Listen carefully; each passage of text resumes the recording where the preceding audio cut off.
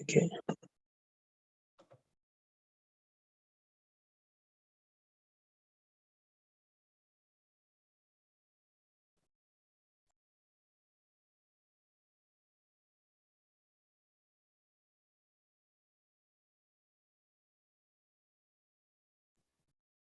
All right, everyone.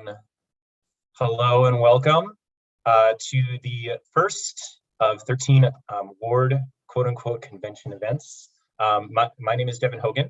I've had the pleasure to serve as your Minneapolis DFL chair since the year 2018.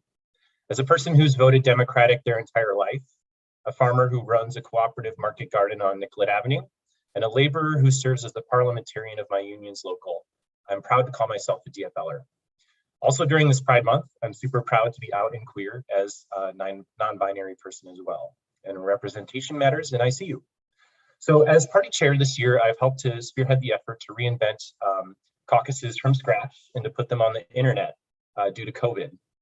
And so we've more than doubled caucus turnout from 2017. And to my knowledge, 2021 has been the best attended caucus in decades, with the notable exception of 2016.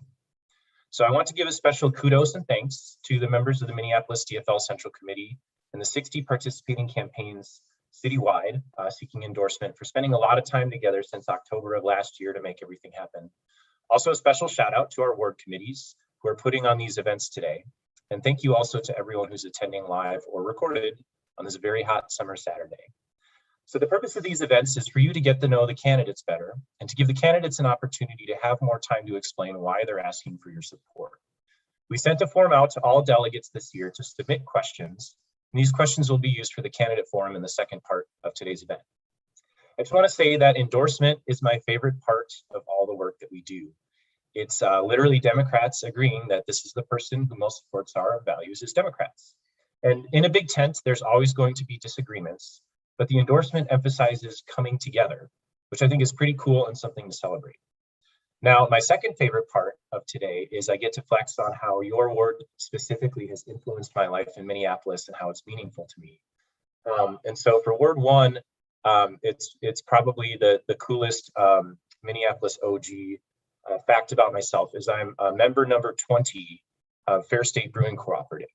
And so I have been a member basically since before they existed and before they ended up on Central Avenue. And very, very, very pleased and happy to see their success.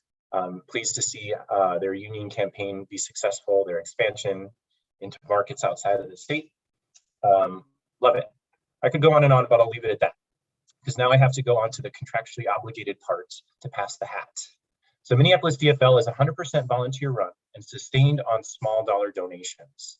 Right now, our average donation is somewhere around 22 or 23 bucks, and every bit helps us do the work. You can donate any amount at minneapolisdfl.org/donate. That's minneapolisdfl.org/donate.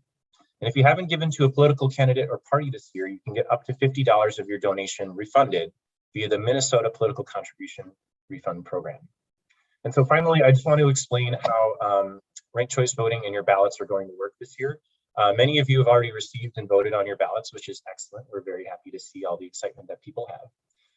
But I wanted to let you know that in this particular case, where there are two candidates and no endorsement on the ballot, there will be essentially only one round of voting. So just be aware that based on the way our rules are set up, and they have to be consistent citywide, is that we rank until there's two candidates and no endorsement left as the only options. And so because your ballot is starting off with that, your first vote is going to be your only vote in this particular case. Also, finally, a reminder that you can vote as many times as you want, and we, as the Minneapolis DFL, will only record your most recent and final vote. So with that, I'm going to pass it on to Sam and Greg, who are the Ward 1 chairs, who will take it from here for the rest of the event. All right, thanks, Devin. All right, so I guess I'm going to explain how we're going to do the questions first, and then we'll each give each candidate their 5 minutes, kind of, I guess we'll call it an opening statement. And when you guys are done with that, we'll do the questions. We received 27 questions. Sam and I pared them down. and combine them to like questions.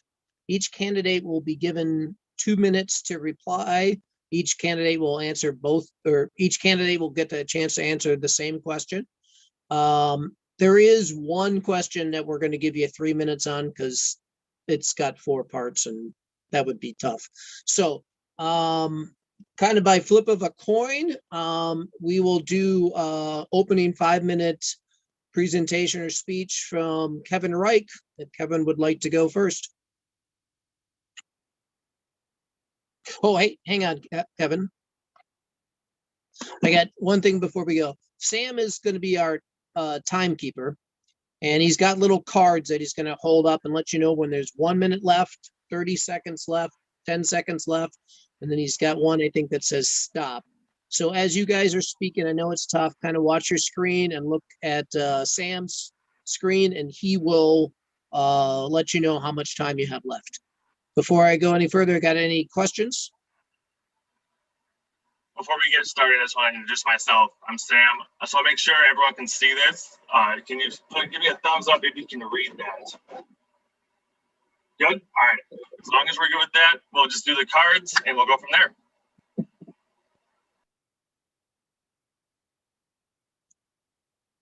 All right. Well, that being said, Kevin Reich, if you'd like to go first. Thank you, Greg, and thank you, committee members, for putting this together. No small feat to do something new and to do a format robustly, and so I applaud you for that, and I thank you for the opportunity, and also the opportunity to address our neighbors and DFL delegates today. Just as we find ourselves in this unique format where we normally would be together in a room, we find that we have to communicate in a way that sort of challenges our creativity. And that's maybe a small parallel to what we faced in the last year as a city and probably as a nation. To be clear, challenges are not new to the city of Minneapolis. They are not new to the ward of both Northeast Minneapolis and a section of Southeast Minneapolis called Ward 1.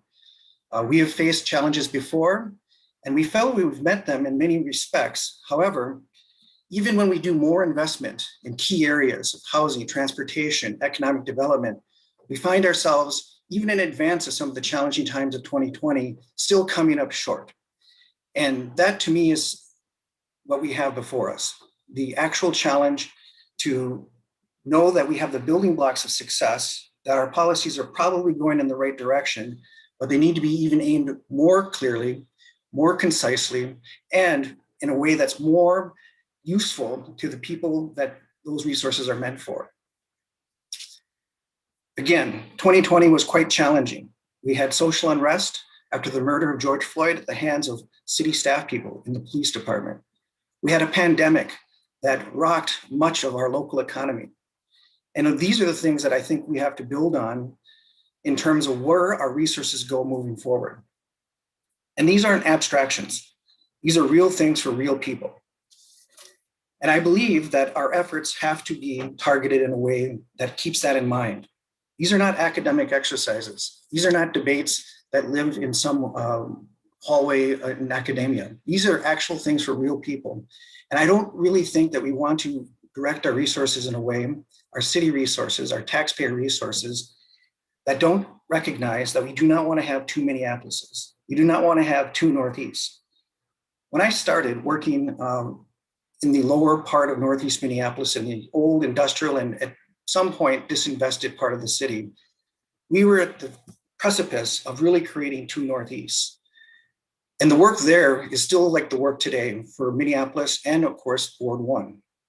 We need to direct our resources in the areas where racially concentrated areas of poverty is not just an abstract thing that the Met Council came up with. These are our neighbors. These are where the resources need to go, and they need to go effectively. People do not ask me to give a speech and then walk away and not deliver on the resources that are behind those ideas and concepts. And so when I do the work that I do and work in the areas that I work, they are not to build some sort of career, and they're not to do policy for policy's sake. They are to actually make sure that we can concisely garner the resources that we both have externally and internally of the city of Minneapolis that make a difference. Specifically, housing. we were able to triple the amount of housing investment in affordability, all the way from workforce housing at the 50-60% level, all the way down to homeless transitional. Even though we've tripled that amount in the most recent years, it still isn't meeting the demand. So the question is, not just putting more resources, but targeted resources, leveraging our partnerships in multiple jurisdictions. And again, I sit on all the different boards that actually direct those resources. Likewise, in transportation, how we move around is important. For those who are transit dependent, they don't think it's an abstraction to have more money in terms of our transit resources. They actually think it's something that we need to do now for their livelihood. Again, the people of Northeast Minneapolis did not ask me to create speeches. They asked me to deliver resources. I intend to do that. I have done that and will continue to do that. Again, in housing, transportation, economic development, public safety, and public safety needs to be done collaboratively in all the complexity. There are no simple answers in that realm, and it does matter. And I believe working with our reform chief that we can make sure that that happens in a way that people can recognize safety for all, for those who it is working for, but most importantly, those who it is not working for. And I think that is the work that we need to do moving forward. Challenges ahead can be met with the building blocks of success, but we do not rest on those successes. We use them to move forward and deliver on that which needs to be done for our community. So we do not have two Minneapolises. We do not have two Northeast. That has been my life's work. My professional career has been dedicated to that. And I thank you and want to continue, and I ask your support. Thank you. And I got the stop sign. All right. Well, I think that I do apologize for kind of throwing you guys on the spot and letting you and making you speak live as opposed to a video. But that being said, Elliot, are you ready to go? I am. All right. I'll mute myself and you can go. Okay, thank you. First, I want to say thank you to Minneapolis DFL, especially the volunteers. I'm going to do a special shout out for Devin and Conrad. You guys have been really putting in the work, and we've been navigating quite a lot throughout this process, and you've been nothing but helpful and responsive. And I just want to say thank you for helping us empower our neighbors to have their voices be represented here today. And to my neighbors and my friends that are watching, just like many of you, I woke up to the news of George Floyd and my heart sank in my stomach. I've been working in City Hall for a few years by that time, and I was even working on a project around alternatives to policing the day that I found out that he was murdered. And the hardest part about it was that I thought I was in the work. I thought I was doing the work necessarily that we needed to stop these types of events. And it just devastated me. It just devastated me. And between fits of crying, I called my dad. He's a lifelong civil rights activist. He was even a Black Panther, so he's been putting in this work in a pretty deep and profound way in his lifetime. And I just looked for his mentorship and I said, what do you do? What do you do when you've given everything to this and it just keeps happening?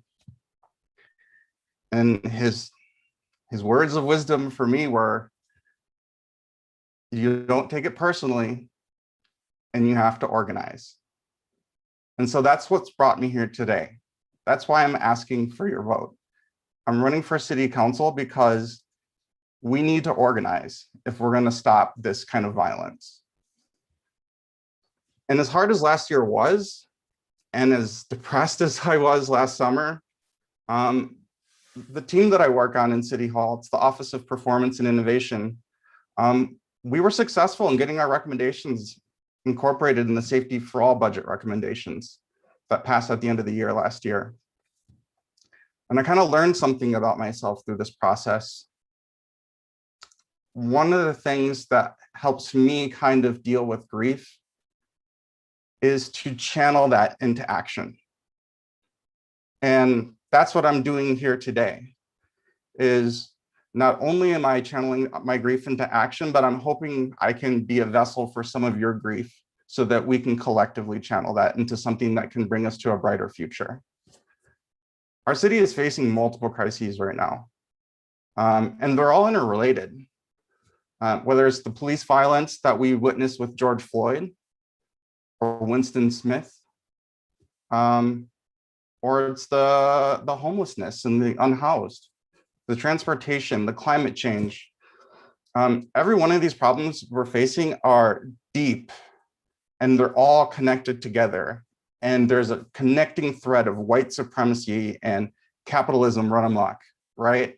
And if we can feel powerless against these forces, but I think we can make real progress. I really do. I think that when we come together and we organize, we can challenge some of these systems that are leading to these outcomes. We can get at those root causes of these systems of injustice, and we can come up with systemic solutions that are not small, that are not incremental. We are at a pivotal point in our city. We're a pivotal point in our country. We're at a pivotal point in humanity.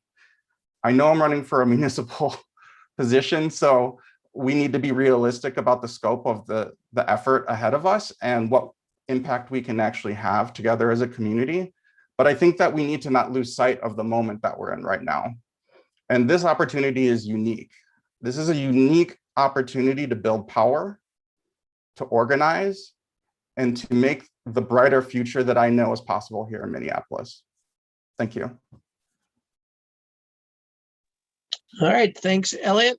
All right, so we received 27 questions, as I said before, and we put them into categories, and then kind of Sam and I randomly kind of selected, we thought, what represented what most of people were asking. But the questions, as I read them to you, will be exactly as the people sent them in. We didn't edit them in any way. The first question, we would like just a simple yes or no answer. When you hear the question, you'll understand.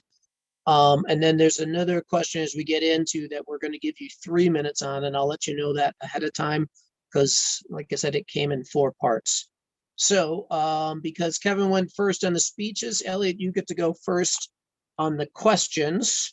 So the first question is, and we just would like a simple yes or no answer, will you honor the DFL endorsement?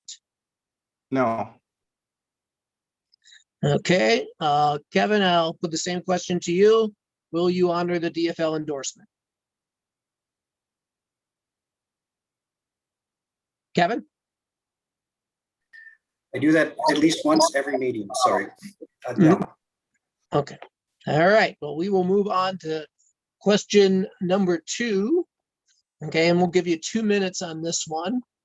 The question goes as this. It's week 1 in office and you are the Ward 1 council member elected. What do you do first? What are your priorities? And Kevin, you go first. 2 minutes.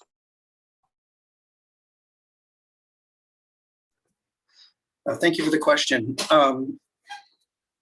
It's not surprising that what I would intend on doing is to continue much of the work that we put in place. I think there's a lot of talk about where the resources go and how they get done.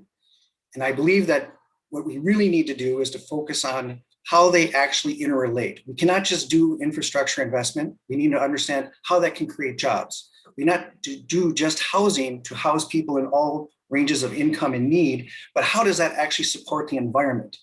And so I use these as examples because usually you have 2 competing things that we will face as policymakers. I need to bridge those differences. We can't just have growth and then destroy our urban community that supports our ethnic entrepreneurs, say, for example, on Central Avenue.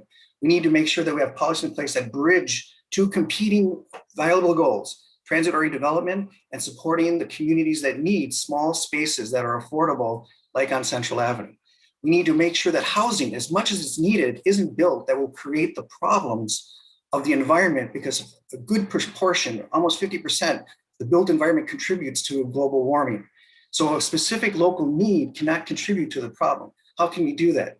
We've done that with very strong demonstration projects. First Ward actually has many of the firsts in these categories. My job starting is not just say, hey, look, the First Ward has some of the best projects that bridge these dichotomies of policy. My job is to say it now needs to go citywide and regionally. And so that's the work before.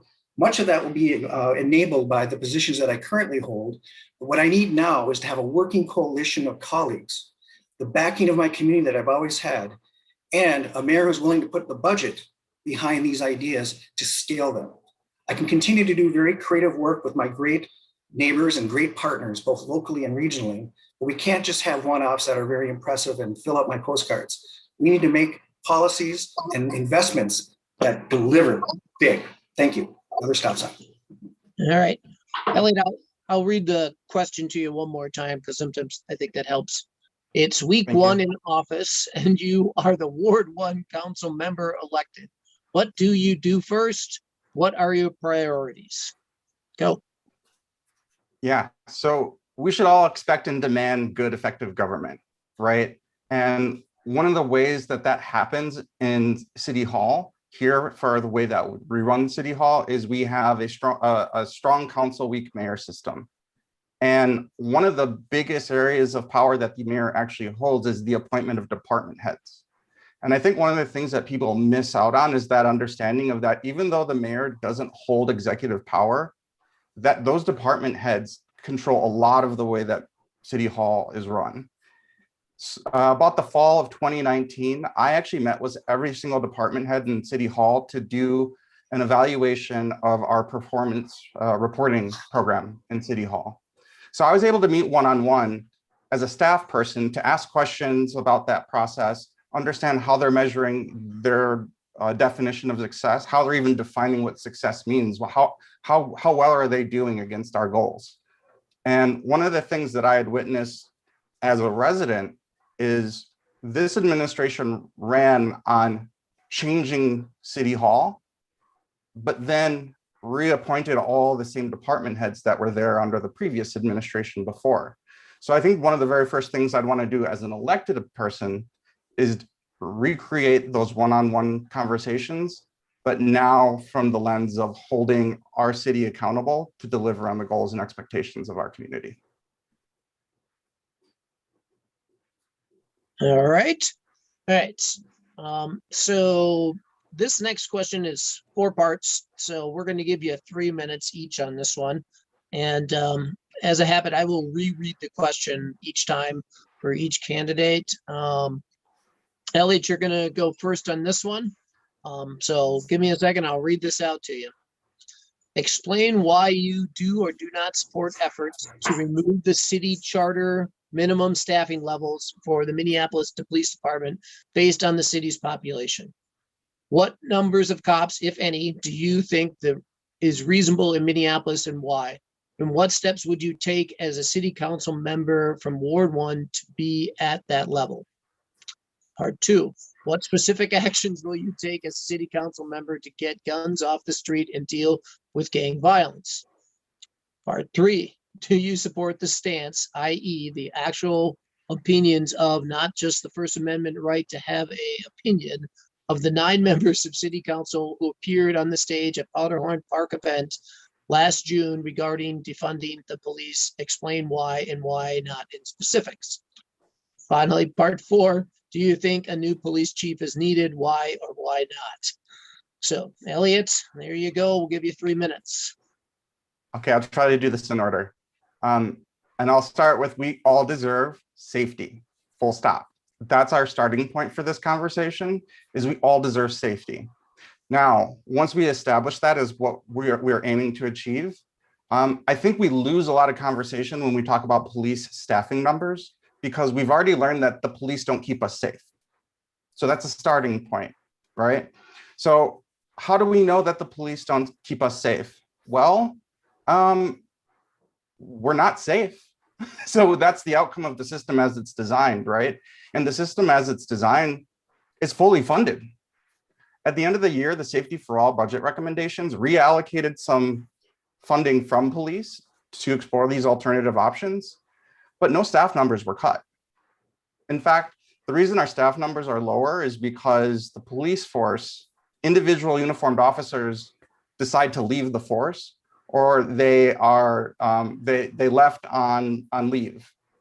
And so what this says to me, especially given the reality that not only did council not cut staff numbers, they actually approved an additional $6.4 million for staff. They even approved $500,000 for agreement to use officers from other jurisdictions. And so the council hasn't held the police department back. The police department hasn't met the needs of the safety for our community. So I think that's a really important thing to remind ourselves of, is that the police staffing levels have not been budgetarily cut. That leads me to why I support the charter amendment, is because not only do we not need to define what the staffing levels are, because we're actually getting sued right now because the city's never actually met that staffing number that's defined in the charter. But B, the structure of the police department is such that the only thing I can do is approve or reject the budget or amend the budget. So a council member has very little power when it comes to managing the police department. And that's what this charter amendment is going to aim to do, is be able to have some accountability with the police department that you, the voter today, right now, can have influence over through your city council member. And so I think that it just becomes really common sense that we fund what works and we cut what doesn't, and it's just basic good government. And when our council members get up on stage and share that as their goal, I think that is completely in alignment with that. All right. All right, Kevin, I'm going to read the question to you again because it's long. Okay, explain why you do or do not support efforts to remove the city charter minimum staffing levels for the Minneapolis Police Department based on the city's population. What numbers of cops, if any, do you think is reasonable in Minneapolis, and why? And what steps would you take as a city council member from Ward 1 to be at that level? 2, what specific actions will you take as a city council member to get guns off the streets and deal with gang violence? 3, do you support the stance, i.e. the actual opinions of not just the First Amendment right to have a opinion, of the 9 members of the city council who appeared on stage at Powderhorn Park event last June regarding defunding the police? Explain why or why not in specifics. And finally, do you think the new police chief is needed? Why or why not? All right, Kevin, have at it. Thank you. And hopefully I can answer these, perhaps not in order, but as they flow. I will start with the charter and staffing levels. It is an anomaly to have that adjustment, which I think was made several decades ago for one department prescription.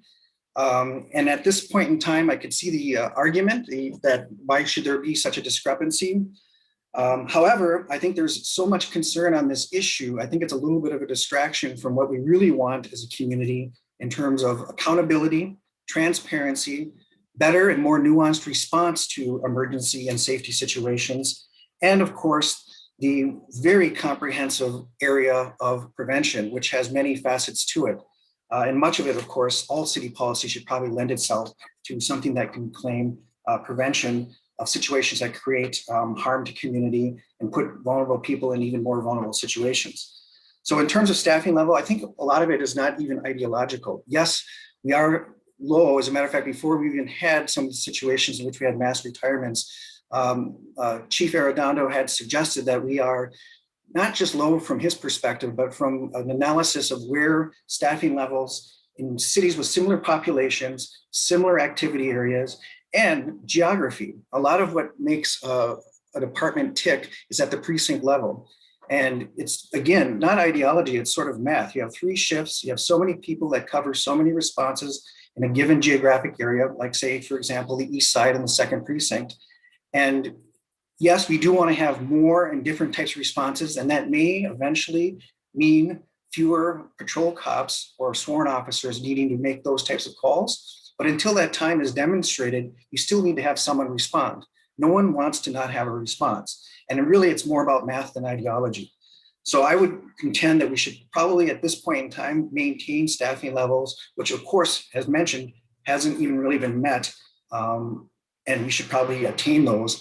And then as we make changes and modifications, we can reduce as it's demonstrated in the real world in terms of different responses and different response time situations.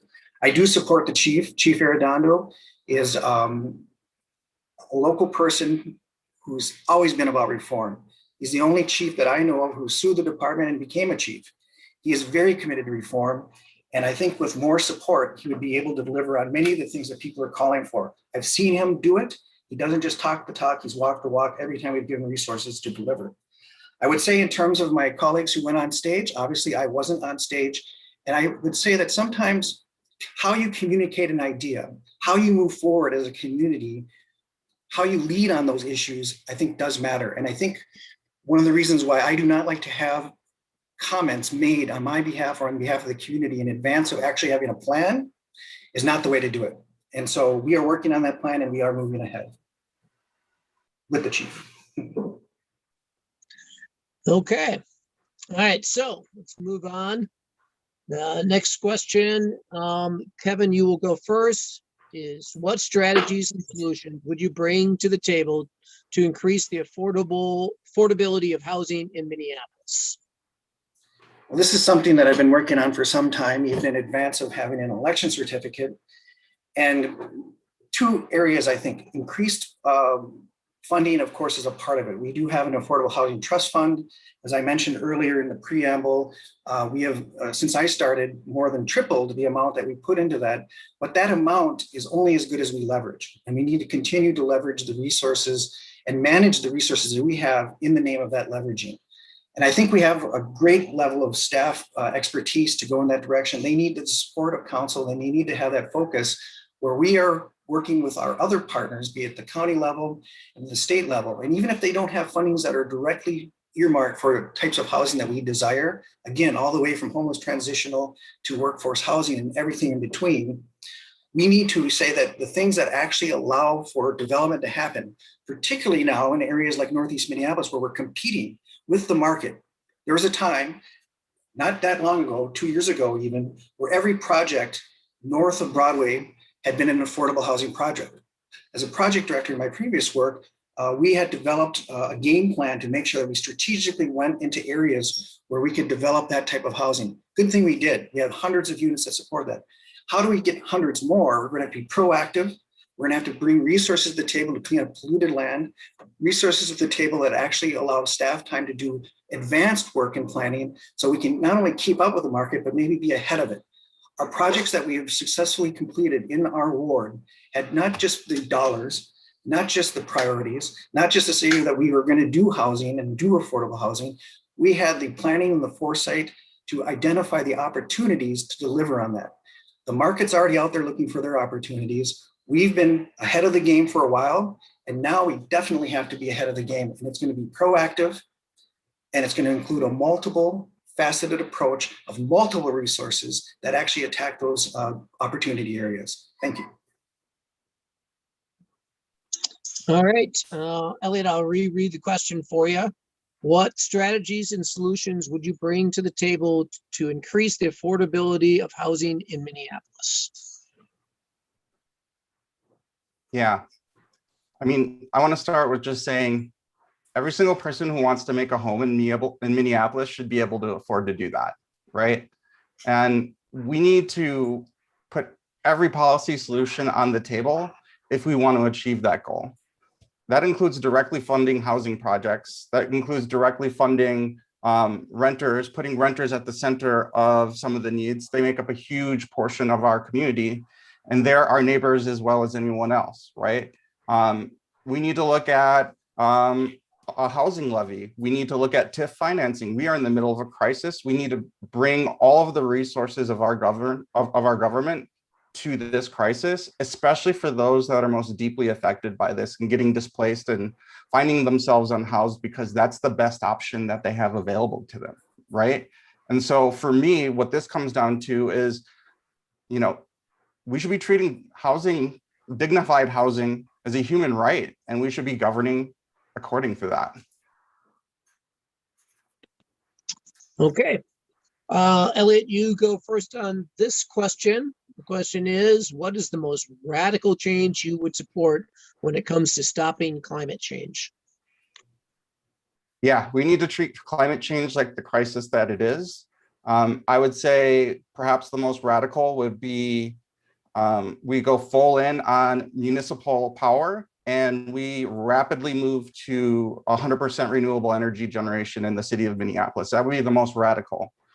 Some of the steps to get us there would be doing very intentional investing in innovative infrastructure projects, starting out of the pilot phase and making sure that we're funding that, and then building out the successes of those pilots to scale so that we can actually meet those 100% goals.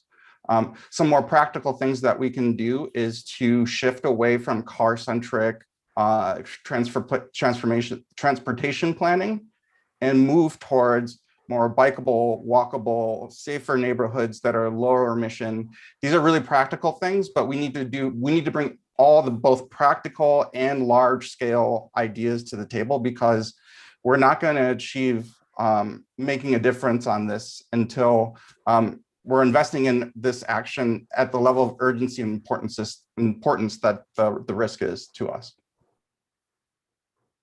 All right, Kevin, I'll read the question again to you. What is the most radical change you would support when it comes to stopping climate change? Go ahead. Well, thank you. I would say that in addition to the things that we have moved forward in policy, I mean, we have a climate action plan that is, rather bold, and we find ourselves not even coming close to completing it with the timelines that we set forth. However, I would suggest that in terms of radical moves, the work that we are actually working on, the thing that I've been receiving funding for to move us in a direction that would be unprecedented, would be in the area of an integrated utility hub. We've raised almost $1 million to do that study. We talk about innovative pilots. This would be a way in which every infrastructure investment is coordinated to not only do the management that infrastructure does and provide the service that it does, but it creates opportunity that are both economic, energy-wise, et cetera. We would be creating our own energy, not by taking over a private electrical company, but by using the resources we have within our infrastructure that generate heat now. I would suggest that housing needs to not be contributing to the problem. And a radical idea would be no housing will get built in the city of Minneapolis unless it meets the highest standards of energy efficiency. Oftentimes you run into people that would say, well, that's great, but we need to have units for affordability. The hook and ladder project over in the Holland neighborhood actually proves you can do both. We now need to take that pilot and now make it system-wide. This isn't just an abstraction. This is real world proof to do it to scale. Radical, bring it to scale. Now there will be a lot of headwinds in terms of dealing with the pushback on that, but that's what you do when you get into the sort of nitty gritty of making a policy concept, an ambition, and a radical idea that becomes real and normal. I would also contend that our transportation system is going in the right direction, but it needs to happen more quickly and more expansively. We have now actually changed, with my work on the Transportation Advisory Board of the Met Council, our regional approach and priorities and our funding mechanisms now have been shifted to favor the urban-centric approach to that. And I think those changes are not only radical, but they're happening. All right, well, let's move on. So this one, Kevin, you're going to go first. How will you balance the rising crime rates and holding police accountable for their abuses of power? Specifically, how will you deal with the police union, which seems to do everything possible to protect violent cops? All right, go ahead. Well, starting with the union, it is known that a lot of the authority with working with that particular department rides with the chief and the mayor. That is not to say that we sit helplessly by. We do have a safety committee. We do have council members who will take accountability seriously. One example, one of my colleagues said, okay, great, we have cameras now on police officers, but we don't have any policy or accountability or transparency in terms of how they use them. Through policy creation with the department, through the committee work, and obviously in conjunction with not one, but two mayors, was able to move that forward. And I think likewise, we have to work with the union in a way that says, you're coming to the table to make solutions. If not, we're not even going to have a discussion. And I think the chief's move most recently kind of proves that we mean it. I do think we need to have structural change, not only with the union in terms of the leadership, it gets a lot of attention, but there's a structural problem when you have the mid-level managers who actually are the ones that make policies happen, or in these cases that we grieve not happen, are in the same bargaining unit as the frontline folks. That needs to change. That's one structural thing. It's not a silver bullet. There's probably many more aspects to this that actually don't even have anything to do with the city. The post board, in terms of their professional accountability, all the way down to the arbitration system, et cetera. Work to be done for sure, and very committed to that, and then nothing to do with standing on the sidelines because, quote unquote, only the mayor can make those changes. I would suggest, and I can't recall the first part of the question, but in terms of, could you repeat it? I know I only have 30 seconds.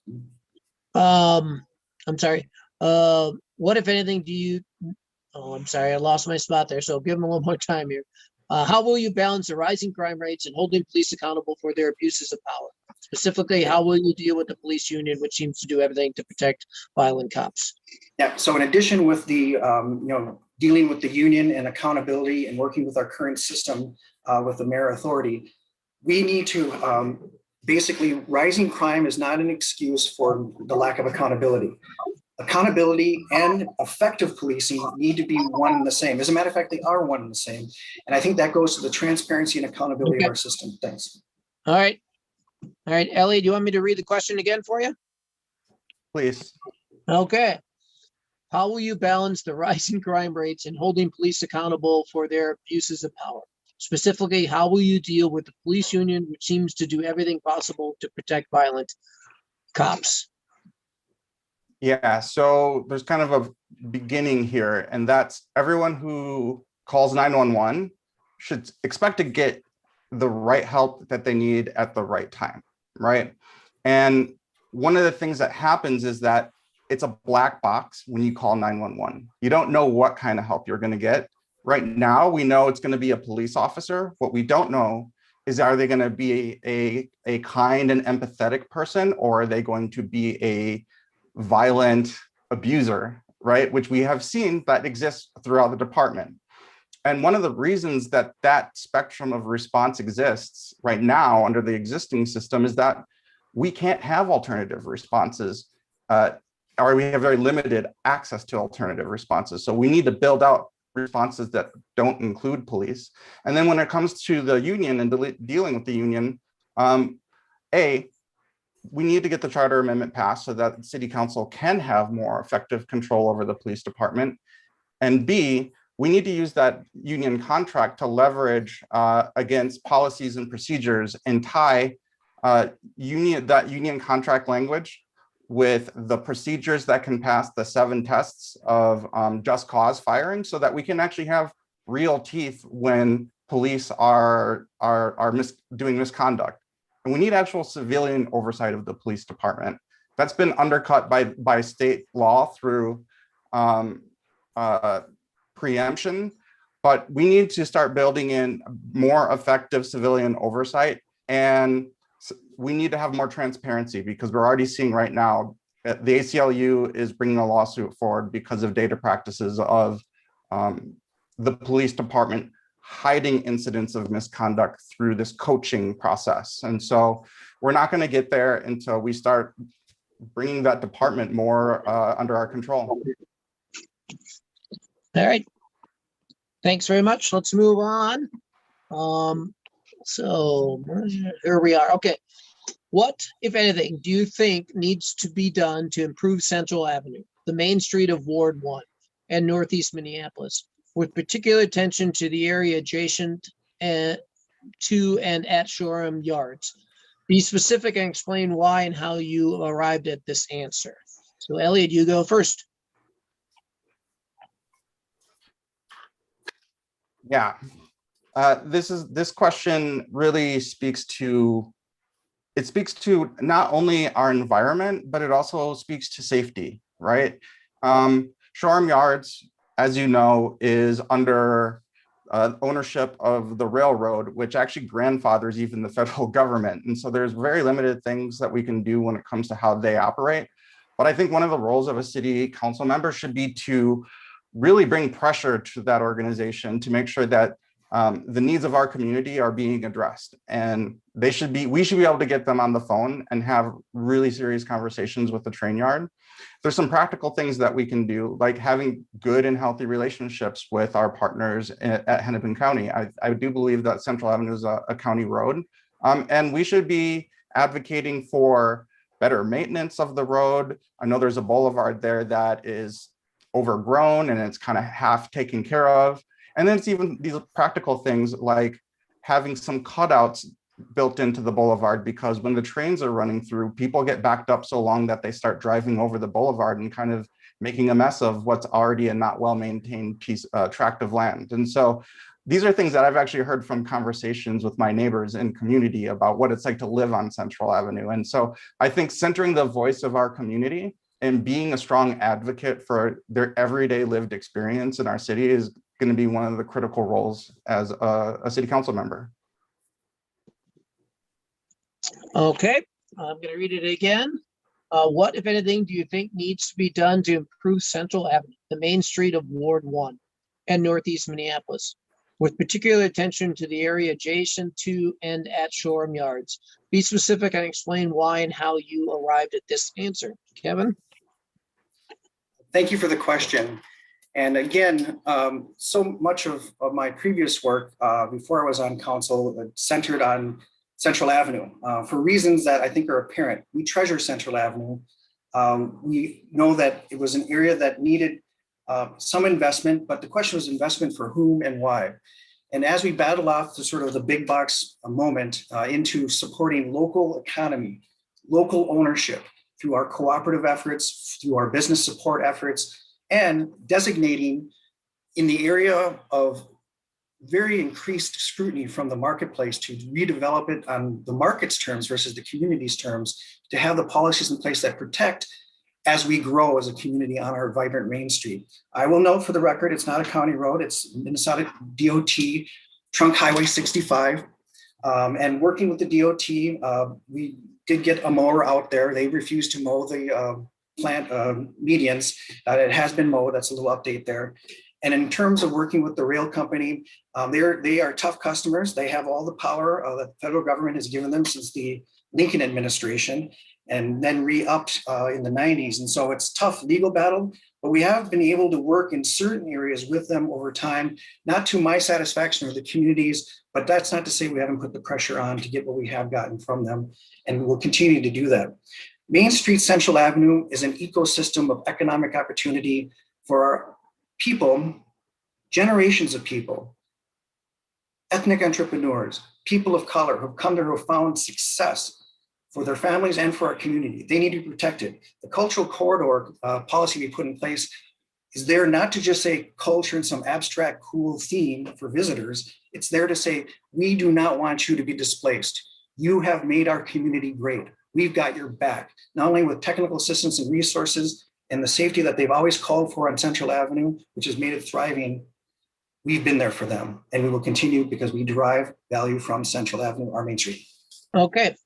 All right. I am going to let you know this will be our one last question. And so try to keep it short because we want to have time for Billy Menzies' campaign to give their speech. So Billy, if you guys can be ready after this question, then we'll go. So the last question, and Kevin, you go first on this, is do you support the rent control initiatives as noted by the MURC? Explain with specifics. The rent protection is something that we're looking at and I'm interested in. Traditional rent control, as that term is used, is not something that I think has proven itself in the cities that are kind of the mantra of that.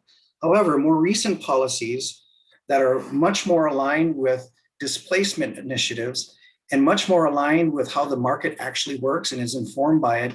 Some of the examples that we're looking at, the state of Oregon has put some parameters in place. These are the things that are intriguing to me, but I don't want to just do this in the name of, okay, it sounds good or there's a demand for it in the abstract.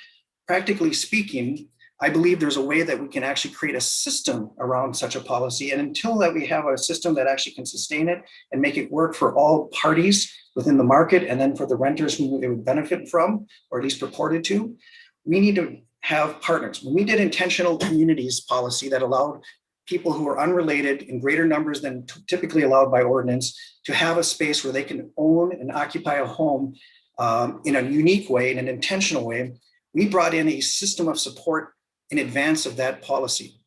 What I mean specifically is we have a great network of cooperative support mechanisms and institutions who we brought to the table, and they committed to creating both assistance for people who want to go there, and even an opportunity to contemplate the resources available to create permanent ownership, not just for those residents that wanted to have an intentional living experience and maintain their rent and their ownership, but something that could be a legacy moving forward.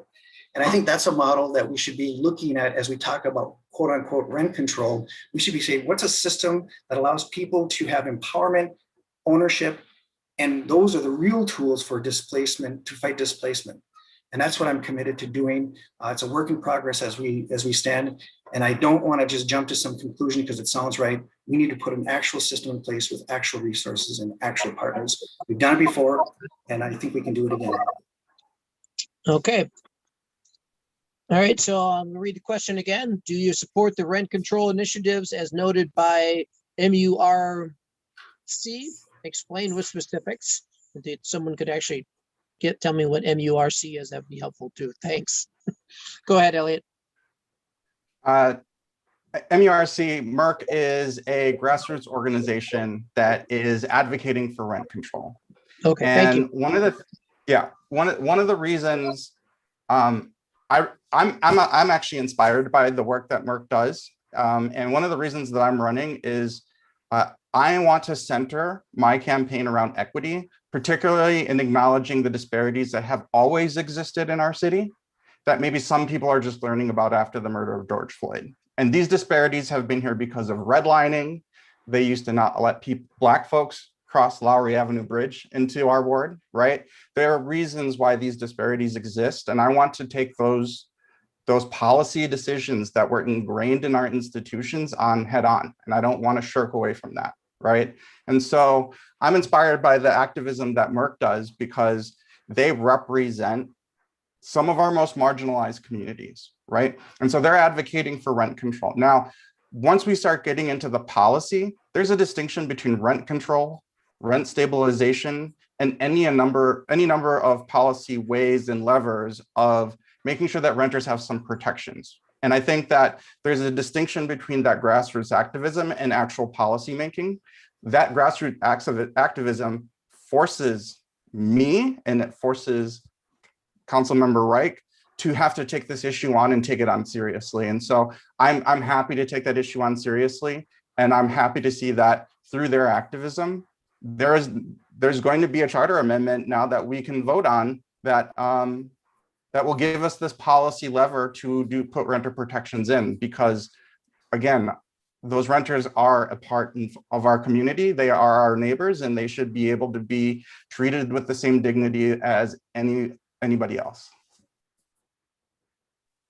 All right, well, that concludes our question and answer portion of this. We reserved the last few minutes of this for our, was it District 1 Park Board candidate, Billy Menz. Billy, are you guys ready to go?